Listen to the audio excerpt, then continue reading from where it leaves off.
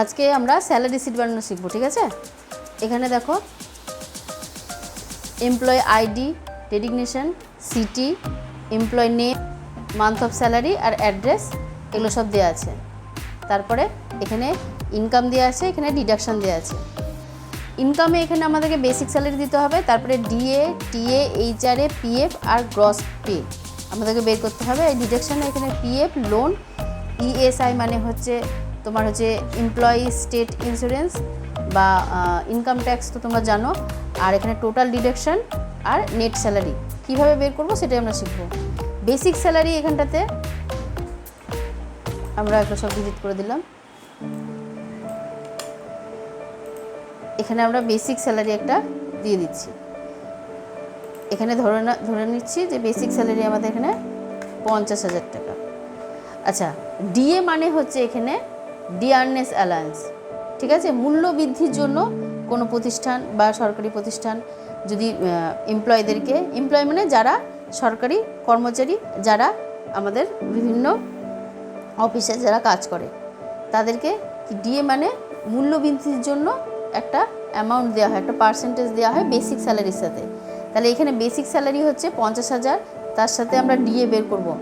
এখানে ডিএ দেখা গেল আমরা বের করব 10% ডিএ বের করব। তাহলে ইজুকাল টু দিয়ে সূত্র শুরু হয়, তারপরে বেসিক স্যালারি ইন্টু 10%, 5,000 টাকা ডিএ চলে আসলো। এবার টিএ দেখা গেল আমরা 7% বের করব বেসিক স্যালারির সাথে। তাহলে equal to basic salary into 7%, enter. তাহলে এখানে ডিএ আর টিএ বেরিয়ে গেল। এবার হচ্ছে এইচআরএর পুরো নাম হচ্ছে হাউস রেন্ট অ্যালায়েন্স। অর্থাৎ আমরা অনেক সময়তেই প্রত্যেকেই যে যারা চাকরি করে তারা বাড়ি ভাড়া নেয়, বাড়ি ভাড়া বাবদ কিন্তু একটা অ্যামাউন্ট পেয়ে থাকে।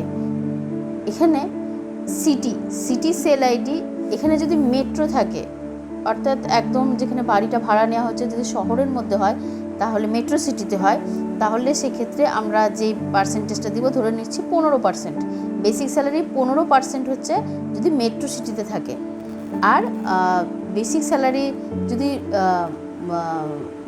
সিটিতে না থেকে হয়, সিটি যদি নন মেট্রো হয়, মানে একটু ভেতরের সাইডে যদি বাড়ি ভাড়াটা নিয়ে থাকে, তাহলে সেক্ষেত্রে বাড়ি ভাড়াটাও পার্সেন্টেজটা কম হয়।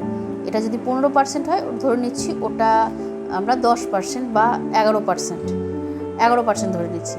তাহলে এবার বের করবো এইচআরএ কীভাবে। এখানে যেহেতু একটা সেলের মধ্যে দুটো কন্ডিশন বসছে, তাই এখানে ইফ কন্ডিশন বলবে।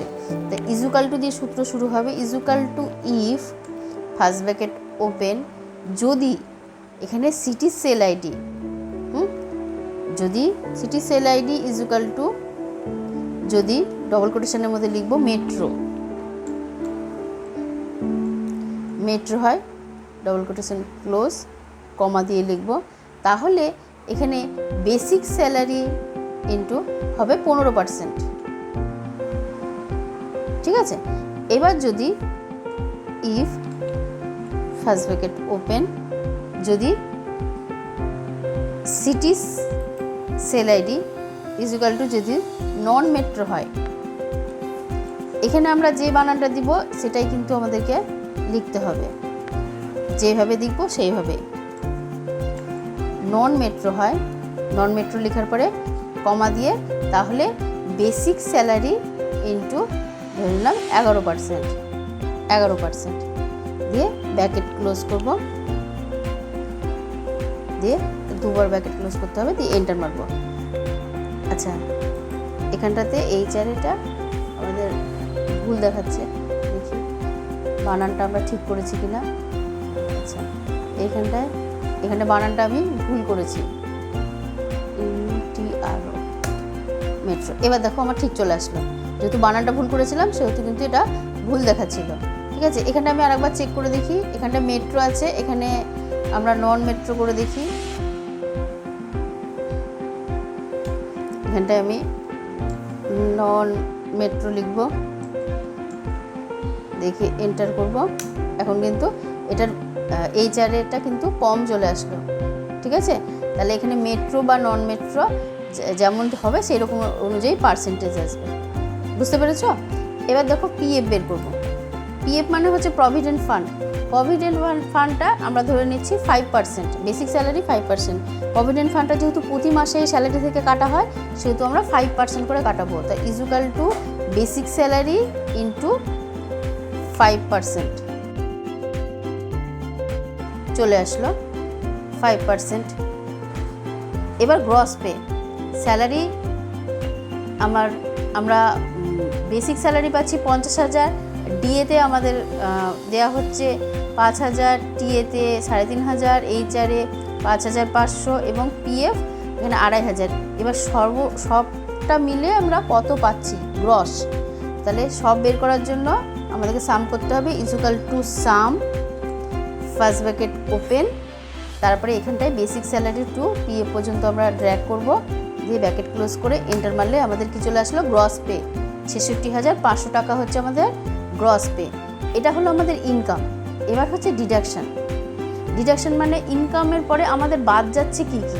এখানে পিএফটা আমরা যদিও প্রতি মাসে আমরা পিএফটা পাই, গ্রসে আমরা দেখাই এটা, কিন্তু পিএফটা কিন্তু আমাদের কেটে নেয়, কারণ পিএফটা প্রভিডেন্ট ফান্ডের জন্য কাটা হয় প্রতি মাসে, কিন্তু আমাদের ডিডাকশন হবে, অর্থাৎ এটা আমাদের কিন্তু নেট স্যালারি যেটা আমরা পাবো তার থেকে কিন্তু বাদ যাবে। তার জন্য আমাকে কী করতে হবে, পিএফ বের করার জন্য same equal to basic salary into আমার হচ্ছে কত দিয়েছিলাম 5%, হ্যাঁ 2,500 টাকা। আমার এখানে একইভাবে আমরা পিএফ দিলাম। যদি লোন নেওয়া থাকলে তো লোনেরও পার্সেন্টেজ হিসেবে লোন বা আমাদের যদি কোনো ইন্স্যুরেন্স থাকে সেটাও আমরা দিতে পারি। তো এখানে আমাদের কিছু নাই, আমরা জাস্ট 0 বসিয়ে দিলাম, এটা তো আমরা 0 বসিয়ে দিলাম। এবার হচ্ছে ইনকাম ট্যাক্স, ঠিক আছে। ইনকাম ট্যাক্সটা ধরে নিচ্ছি যে 18% ইনকাম ট্যাক্স আমরা এখানে দিচ্ছি, তা ইজুকাল টু দিলাম। ইনকাম ট্যাক্সটা কিন্তু গ্রসের সাথে হয়, ঠিক আছে, গ্রস স্যালারির সাথে ইন্টু 18% আমি বা হ্যাঁ 18% দিলাম আমি, ঠিক আছে। এখানটায় 11,970 টাকা হলো। এবার হচ্ছে টোটাল ডিডাকশানটা আমার এটা প্লাস এটা আমি করতে পারি যে ইজুকাল টু কত টাকা আমাদের বাদ যাচ্ছে, equal to sum first bracket open, তারপরে এভাবে ক্লিক অ্যান্ড ড্র্যাগ করে দিলাম আমরা এখানটাতে। বাকি দুটো তো 0ই আছে, 14,470 টাকা আমার টোটাল বাদ যাচ্ছে। তাহলে আমি হাতে কত পাচ্ছি, হাতে পেতে গেলে আমাকে ইজুকাল টু দিয়ে গ্রসের থেকে মাইনাস করতে হবে আমাকে এই টোটাল ডিডাকশানটা, দিয়ে ব্র্যাকেট ক্লোজ করে এন্টার মারলেই কিন্তু আমার টোটাল নেট স্যালারি আমাদের এখানে চলে আসলো। মানে আমার যা স্যালারি ছিল গ্রস থেকে আমার এইটা বাদ যাচ্ছে, ইনকাম ট্যাক্সটা বাদ যাচ্ছে আর পিএফটা বাদ যাচ্ছে, কারণ এই দুটো আমরা হাতে পাই না। ইনকাম ট্যাক্সটা আমাকে কাটাতে হয় আর পিএফটাও আমাদেরকে কাটিয়ে রাখতে হয় পরবর্তীর জন্য। তার জন্য আমরা হাতে যে স্যালারিটা পাই প্রতি মাসে সেটা হচ্ছে এটা নেট স্যালারি, ঠিক আছে। এইভাবে আমাদেরকে স্যালারি শিটটা তৈরি করতে হবে, ঠিক আছে। তোমরা প্রত্যেকে প্র্যাকটিস করবে এটা।